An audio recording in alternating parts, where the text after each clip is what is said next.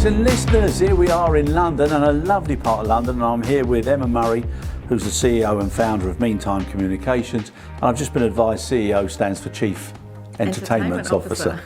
Well, I know it really doesn't, Emma, but just viewers, listeners, Emma, great person in this industry, great personality, a lot of fun, does a great job, and we're doing a series with her and her team, but we thought we'd kick it off with a couple of episodes on AI and what we think about AI, but with a caveat that neither of us are experts. Absolutely that would be not. right, wouldn't it? Absolutely not. An expert in the sense that we've rolled it out in our company. Exactly. And it's a fascinating evolution at the moment, generally in business. But in terms of a techie, no. Yeah. A nerd, yes. Yeah, exactly. And the enthusiasm is, I think, the most important thing, especially as we're transitioning and there's lots of things to consider. Now, I just put a little narrative, a little line down before here, just to say what it was that we were going to be talking about. Okay. So AI should not replace humanity. I mean, we both definitely believe in that because we're so people focused, okay? However, it should strengthen human capability, clarity, safety, creativity, and also opportunities. All right, so we're in agreement there. But the challenge is not simply the technology itself, but whether society develops the wisdom, ethics, resilience, and governance with certain controls to use it responsibly. And even the way people are talking about it can trip themselves up. As we were talking about a little incident that happened recently, which I think you'll elaborate on. Oh, you want me to talk about the banker? The banker. Yes. And there was no lisp in your terminology there. No lisp at all. No, that's of interest to me, of course, because I'm in PR, and that was a big PR no-no. Last week at a conference, or was it a meeting of shareholders of the bank that I won't mention probably, in Hong Kong, and he referred to people who would lose their jobs over AI as, can we remember what the Yes, I can remember it, lower value human capital. So that was a tricky one, wasn't it? I mean, addressing something which is factual, I mean, for sure, AI is going to do the jobs that at the moment humans do, but not the best way of presenting it. And I think also in the sense that lots of people are very worried about AI, quite an alarming thing to say. And not one I'd recommend. From a PR perspective, we could do a whole podcast about how he could have done that differently. Yes, indeed. And the point of this discussion is we're going to do two, and we're going to look at it from both sides of the coin. One, obviously the benefits and the upside and how positive we should be about it, because at the end of the day, it's not humans against AI, it's how humans interact and use AI. I'm glad you said that, because later on I'm sure I'll talk about what we're doing at Meantime, but I refer to mine as her chatness. And I think of her as, you know, that kind of enthusiastic, first day person who arrives, but like on speed, who can do all the tasks, except they'll never be anything other than on their first day. And as long as you know that, it's brilliant to have somebody walking that road with you. Yeah, and always somebody there to help you, always there, somebody to guide, somebody to prompt, somebody to give a little bit of a different thought process. But and most importantly, to sometimes get it wrong, quite often get it wrong. Yes. But it's the time it takes. Yes. And that's the huge benefit. Right, I've got a few questions that I've just put together, and we'll go through them, and I'm pretty sure it will take us in different directions as well. The first one is, what areas of human work or creativity do you believe AI can genuinely improve without replacing the value of people? I don't think you're ever going to replace the value of people. Good. Obviously. No, I don't think it's there to replace the value of people. Like, it's definite that jobs will be lost. Lost is the wrong word. That jobs will be changed because of it, or evolved because of it. That's for sure. But it's not there to replace. It's there to enhance. It's there to walk with you. It's there, hopefully, at its best, to give you time to be more creative. And so I don't think it's ever going to replace the value of humanity. And without the human, it can't operate. Without the prompts that we give it, it can't operate. And I know there'll be people out there who'll say, don't be silly, Emma, it's soon going to take over the world, it's teaching itself. That's an argument for another time. But right now, when we're walking this world of uncertainty when it comes to AI, I don't believe it's going to replace the value of humans. No, I agree. And we also, and I work with a lot of people now who are using AI, but they're allowing AI as an easy out or as an option. And the prompts, as you just said, are not the best because they don't have the subject matter expertise. And then when the outcome is there, it's almost as if they're believing the outcome more than they're believing their own desire to get what they wanted as best as possible. And that's a sad, because if that learns and learns. But if you think of any new technology or anything new, you have to be trained. You have to know how to use it. Yep. So if you're not using it correctly, don't be surprised when it comes back and Yep. it's not correct. Yep. You have to understand what you're using it for and how to use it. Yep. Otherwise, you're right, it doesn't work. It Yep. comes back with things. And it does that annoying thing, doesn't it, of always trying to please you. Oh God, yeah. Hope you are well. And just like, you're right, and no, you're not right. I saw a cartoon in the Sunday paper last weekend, which was screen one was a guy saying, "AI, is this mushroom poisonous?" That's it. And that's then the second screen was like a tombstone with the guy's name, and it said, "You're right. Yeah, you're right. That mushroom was poisonous. Sorry. Would you like to know some more about poisonous mushrooms?" Yeah, exactly. There you go. All right. Yeah. No, that's exactly it. Right, another question. How can AI help organisations create more time for thinking, innovation, coaching and human interaction rather than repetitive administration? And the reason I'm asking you this one, okay, is I was talking to some youngsters, right, and they were saying about how good their teachers are because the teachers are so young. Mm-hmm. So they've only been out of teaching for X amount of years, but they're so good at teaching them how to get their grades, but not teaching them how to learn. And again, if there's this crutch that people think everything that they're getting is right and that's the way it should be, they're losing the art of actually communicating with each other. So these same youngsters, so we went to a restaurant and I noticed some of them couldn't even look eye to eye with the server and weren't even sure how to speak and ask for menus because they're so used to the phones. This is definitely a problem that I think has come out of for example, for the children, I think that's a problem, and I've got children as well. Yeah. We didn't know what the rules were. We probably still don't know what the rules are when it comes to phones and social media, and that's an ongoing issue.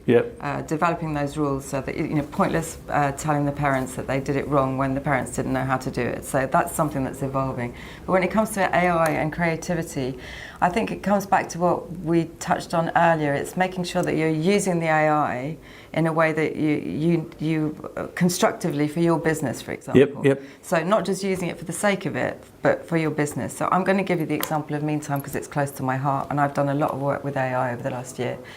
If you think about tasks that we have to do, they do range from creativity, like writing, copywriting, press releases, coming up with great ideas for brand launches or whatever. But there are also repetitive tasks like sub-editing, like list building, like crunching data. So what we've done, or what I did, is created a universal AI for our team, which understood the rules of Meantime. For example, when it comes to a press release, what a press release looks like, what's acceptable, what's not acceptable, whether we're using English or American language, etc. And it knows those rules as if it was a sub-editor. And that means that my guys can spend more time creating the press release, knowing that they've got less time to spend sub-editing. Yeah, exactly. It doesn't mean that's the final sub-edit. It just means that it takes another layer out and saves some time. And streamlines. Streamlines it. It also means that I know that everyone's using the same code base. And then obviously, like you said, it's not the end because you've got different nuances for different clients and different focuses. So that has to be taken in each time. But that's the exciting creative bit. Lovely, isn't it? And so if you've got more time to do that, you're going to be better at that. And it's going to be more interesting as well. And the end product, the end service or the end outcome is always going to be better because of that balance. Better and speedier. And it's all about speed. One of the most important currencies in any business at the moment. Time and cost. Well, maybe not speed, but on time. Time and cost. On time, Right, another one. Okay, I actually put could AI become, but obviously it is already one of the greatest learning accelerators in history, if used correctly. And what could used correctly actually look like? So when it comes to education, accessibility and competency growth, it's got huge potential. It's fantastic if it's used correctly. I mean, that's the trick, isn't it, if it's used correctly? I think that it's already accepted that it's a general purpose technology, they call it, just like the steam engine or the combustion engine, right? I'll put that down. And there are three tests to that. that definition. One is that it's a technology that it keeps improving over time, and I think we listen daily to information from Claude doing this and ChatGPT doing that, so that's already a tick. It spreads across lots of different industries. That kind of technology, and listen, AI is everywhere, right? It's not just in cargo or medicine; it's everywhere. And it also it's meant to drive complementary innovation. And I think, let's take cargo. We had some robots handlers, didn't we, in Japan very recently? There you go. So there's no debate about whether it could. It is. How do we do it correctly? Well, again, unfortunately, it's unknown territory, isn't it? So we have to keep working at it to make sure we are doing it correctly. And by correctly, I mean using it so that it actually does what it's meant to do to help you, but also using it ethically. And that's really important. Totally agree. What it brings back to my mind is I remember the first time I went to Disney World or Disneyland in the States. And you know banned for my kids that. And they did that. They did. Well, you don't know that, but they did this Arnold Schwarzenegger one. Where he was the robot, and you went into but you went into this, and the environment it was so, and it was, I think, this could never happen. But things like that are now actually happening. And it's amazing. It's brilliant. Absolutely amazing. It's brilliant, and if you look at the advances in medicine that are possible from a robot doing an operation when the doctor's not there, fantastic! Through to finding a cancer cure, it's extraordinary. Or one top specialist with 6 or 7 different similar operations going on at the same time, and he just needs to keep an eye on what's going on. It's amazing. But even simple things. Brilliant NHS, etc. But you could wait weeks for a scan, and it's too late. This thing can go through and look at the scans. I'm not saying that you still need the doctor, because he'll still need to look at it at the end of the day. But he's freed up to actually look and make the ones that are borderline. The ones that are yeah. Now, as a leader yourself, another question here: how should leaders position AI so that employees see it as a support tool rather than a threat to their own security or identity? I'm glad you asked me that, because I had this very issue in my own small team last year when we embarked on a project to look at how we were going to use AI at Meantime. I think one of the aspects I hadn't considered was how to get buy-in from my team. I assume, because my team are young and enthusiastic and brilliant, that they would be made up that I'd invented a way of making sure that their spelling mistakes were found out before they got to me. But what I actually found was quite a bit of reluctance. Really? Quite a bit of fear that if they used AI they would be cheating. Quite a bit of, I'm not sure if I trust what comes out of it. So as a result, I sort of built a little, I guess, like a document and a bit of a program to walk them through it, including not just giving them the prompts that they had to feed into the AI, but talking about why we were using those prompts and what they could expect when it came out the other side.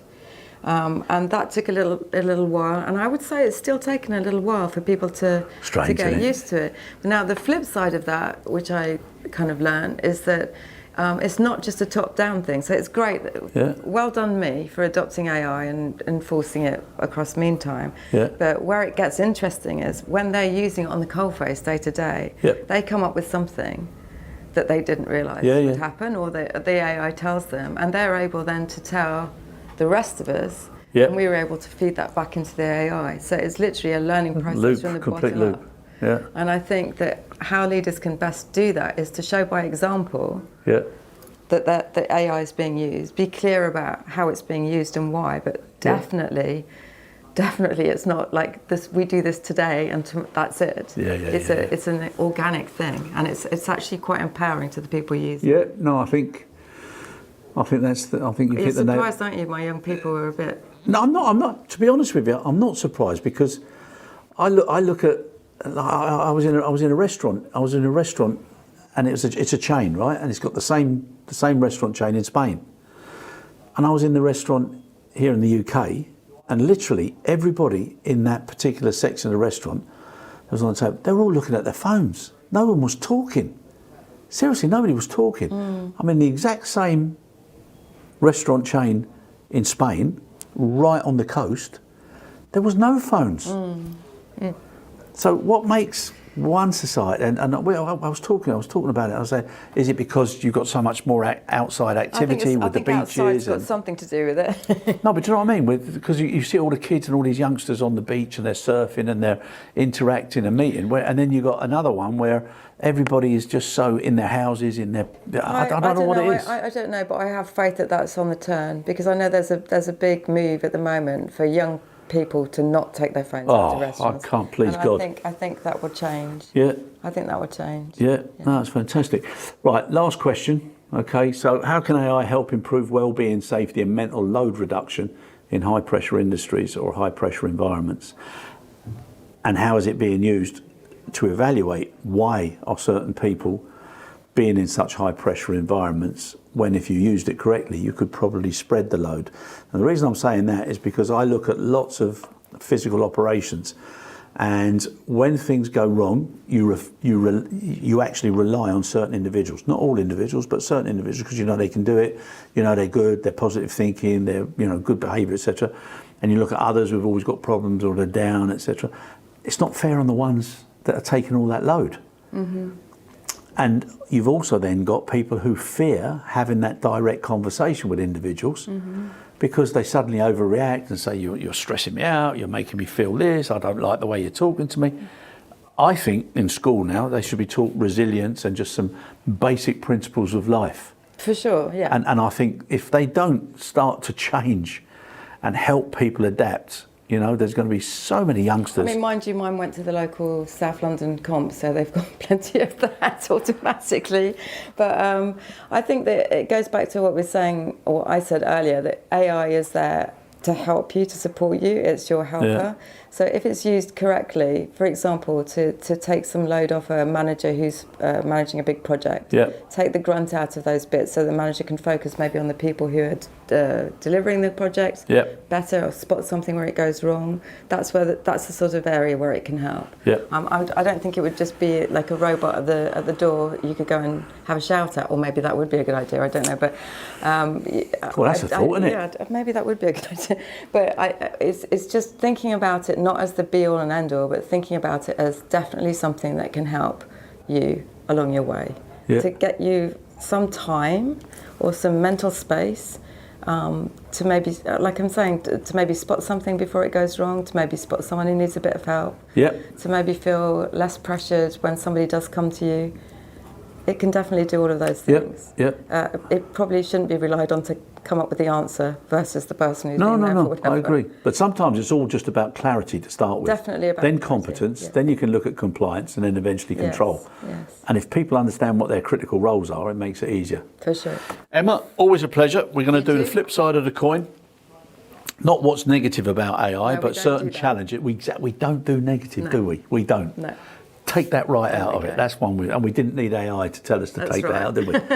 Always a pleasure. You too. Love your company. And so I'll see you shortly for the second episode. Let's do it. Yep.